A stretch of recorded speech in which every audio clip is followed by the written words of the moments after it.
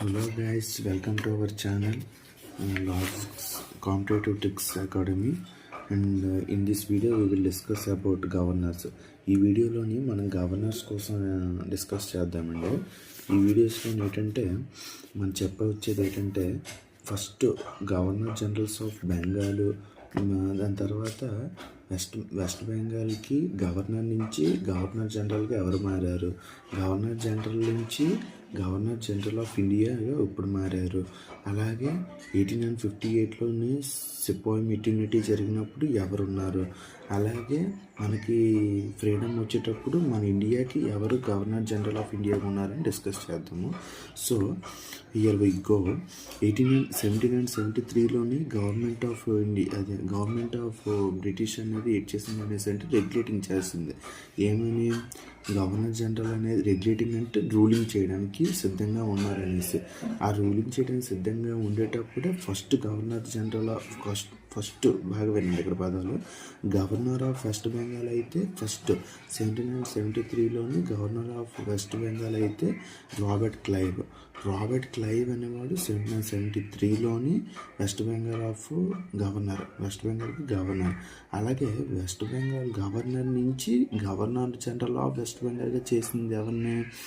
William, తెలుసు కదా, Warren Hastings అనేవాడిని first governor general of West Bengal. అలాగే గవర్నర్ జనరల్ ఆఫ్ బెంగాల్ని, అంటే ఈ గవర్నర్ జనరల్ ఆఫ్ బెంగాల్ అనేవి హెడ్ అనేవాళ్ళు ఉండేవాడు ఎవరికి? చెన్నైకి, ముంబైకి. అంటే వీళ్ళిద్దరూ కూడా సబార్డినేట్స్.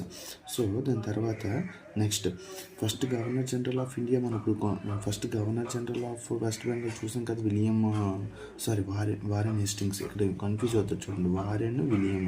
అలాగే 1833లోనే చార్టర్ యాక్ట్ ప్రకారం ఏం చేశారంటే west Bengal governor general of దీన్ని ఎలా మార్చారంటే గవర్నర్ జనరల్ ఆఫ్ ఇండియాగా మార్చారు. అప్పుడు ఫస్ట్ గవర్నర్ జనరల్ ఆఫ్ ఇండియాని వారెన్